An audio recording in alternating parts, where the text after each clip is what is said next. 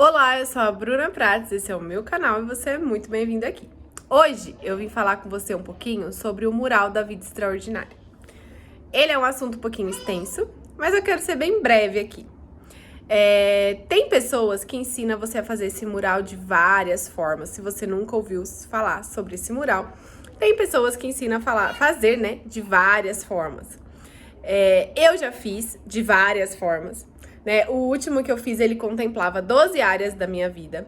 E nessas áreas eu colocava imagens aonde o que eu desejava, né? E ele fala, mural da vida extraordinária. Mural dos sonhos, algumas pessoas falam. E ali ele fala pra você sonhar sem medida, que é um cheque em branco pra você colocar tudo aquilo que você quer. E por que eu hoje sou contra o mural da vida extraordinária? Vou falar alguns pontos aqui. Primeiro, porque o Espírito Santo testificou em mim e ele me mostrou assim, e eu no mesmo dia eu me desfiz daquele mural que eu tinha. Segundo, porque ele fomenta a teologia da prosperidade, que eu não creio que seja o que Deus ele traz para nós. O evangelho ele é muito mais do que uma riqueza, uma prosperidade financeira aqui na terra. E eu não estou dizendo que a gente tem que viver na pobreza e na miséria, mas que a gente tem que tomar cuidado com essa teologia da prosperidade, porque ela muitas vezes nos afasta de Deus ou nos aproxima de Deus só com a intenção do que Ele tem para nos dar, sendo que tudo que Ele podia nos dar de mais valioso, Ele nos entregou há mais de 2.000 anos atrás, lá na cruz do Calvário, que foi Jesus se entregando por nós, nos dando o direito de sermos filhos de Deus e termos a vida eterna. Então, eu já sou contra um pouco essa teologia da prosperidade, porque ela fomenta essa visão da teologia da prosperidade. Segundo ponto, lei da atração, né? A gente mistura a lei da atração com o evangelho. E o evangelho, ele tem que ser sem misturas. O evangelho, ele se você pegar água e pingar uma gota de veneno, você não vai tomar. Por que nós precisamos misturar o evangelho que é limpo, sagrado, cristalino ali com técnicas, com coisas além? Não dá certo. Terceiro ponto. Quando eu me desfiz do mural e eu falei, Senhor, ok, eu quero viver aquilo que o Senhor tem pra mim, alinha o meu coração com o teu. Não deu nada do que eu tô vivendo hoje e nada do que Deus me pediu tava no meu mural da vida extraordinária. E eu fiquei pensando nisso antes de ontem, por isso que eu resolvi vir gravar esse vídeo pra vocês. Eu tava conversando com meu marido e eu falei assim, esse ano a gente faz 11 anos de casado. E eu falei pra ele, nossa, você casou com uma feminista que não entendia ali, eu era uma simpatizante do feminismo. Hoje você tem uma mulher, dona de casa, que fica aqui, que cuida das crianças, que deixou totalmente sua vida profissional de lado. Quando a gente casou, há 11 anos atrás, o que era mais importante pra mim era a minha vida profissional. E o Senhor, Ele me pediu a minha vida profissional. A minha vida profissional era a primeira coisa que eu colocava no meu mural da vida extraordinária. E o que eu quero dizer pra você é que aquilo que Deus tem pra nós, quando a gente lê Romanos 12:2, que fala, Senhor, renova a minha mente, pra que a gente viva a sua boa, perfeita e agradável vontade de Deus. É a vontade de Deus, não é a nossa. Então, muitas vezes a gente vai precisar renunciar, obedecer. Aqui, né, na palavra, que tem muita gente que usa Abacuque 2:2 como base para poder fazer o mural da vida extraordinária, tá falando, né, que o Senhor fala para Abacuque, escreva claramente a visão em tábuas, para que se leia facilmente, pois a visão guarda um tempo designado. Ela fala do fim e não falhará. Ainda que demore, espere, porque ela certamente virá e não se atrasará. Escreva, o ímpio está envadecido. Seus desejos não são bons, mas o justo viverá pela sua fidelidade. Muitas vezes nós precisamos entender a palavra de Deus para não cair em tudo que se fala que é base bíblica, que está ali na Bíblia. Tudo tem uma base bíblica. Gente, versículo fora do contexto é pretexto para heresia.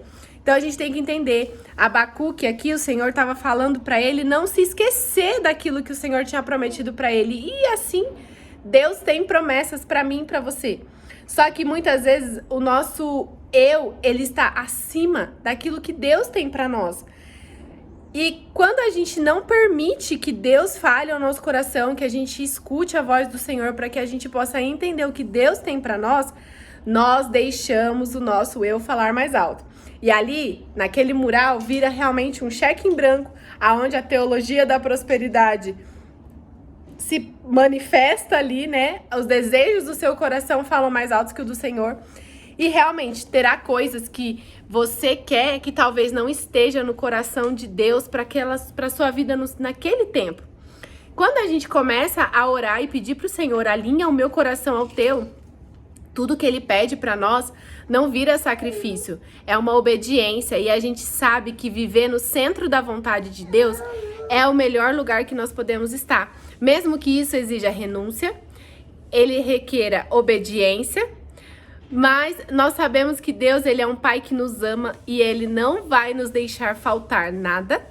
Nós sabemos que Deus, ele cuida de nós, que ele realiza os desejos do nosso coração desde que aquilo não roube o nosso coração do Senhor. Tem muitas pessoas que às vezes se frustram com Deus porque não recebem aquilo que quer, no momento que quer, mas por quê? O Senhor, ele sabe que se ele te entregar na hora errada, ele perde você. E você é muito mais importante do que qualquer bem, qualquer prosperidade financeira que você possa receber nessa terra. Então o Senhor, ele cuida, assim como ele cuidou de tu. Se a gente for ler esse livro aqui, ele cuidou de todas as pessoas em todos os tempos. Ele não deixou faltar, ele cuida dos seus. Ele cuida dos pássaros, ele cuida das aves. Quem dirá mais nós que somos filhos? Então, o mural, para mim, não é para cristão. O mural, para mim, não é... Se você não é cristão e você tem o seu mural, ok. Agora, se você é cristão e você tem um mural, você fica ali 5 minutos por dia olhando, ou até mais, ou menos, mas você tem aquilo ali e fica imaginando aquilo ali e vivendo aquilo ali como se você fosse atrair aquilo ali, ore ao Espírito Santo para que ele revele ao seu coração quais são realmente os planos que o Senhor tem para sua vida. Porque às vezes você está ali, o tempo que você está ali, você podia estar ouvindo o Espírito Santo e realmente se posicionando para viver aquilo que Deus tem para você. Porque a vontade de Deus para nós, ela é boa, ela é perfeita e ela é agradável. E hoje eu estou no melhor lugar que eu poderia estar, que é o centro da vontade de Deus.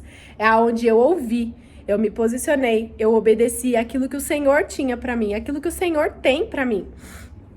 E assim nós vamos vivendo um passo de cada vez. E eu não tô falando que você não tem que sonhar. Eu não tô falando que você não tenha que ter desejos, que você tenha que ter sonhos. Mas ore para que isso esteja alinhado ao centro da vontade de Deus. E que se não tiver, que Deus revele, que Deus tire do seu coração para que você não perca tempo fora da vontade, do caminho que Ele tem para você.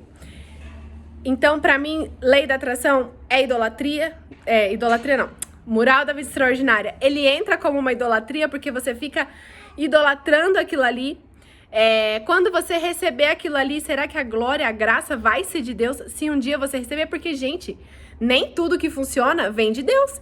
Lei da atração funciona, física quântica funciona, e entre tantas outras coisas que eu não vou abrir esse leque. Mas nem tudo que funciona vem de Deus.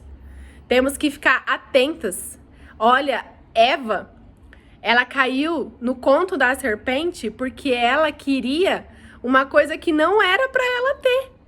Então nós precisamos estar atentos à vontade de Deus, ao ouvir aquilo que o Espírito Santo tem para nos revelar. Então, para mim, não. Cristão não tem que ter mural da vida extraordinária. Cristão tem que ter vida com Deus, ouvir o Espírito Santo.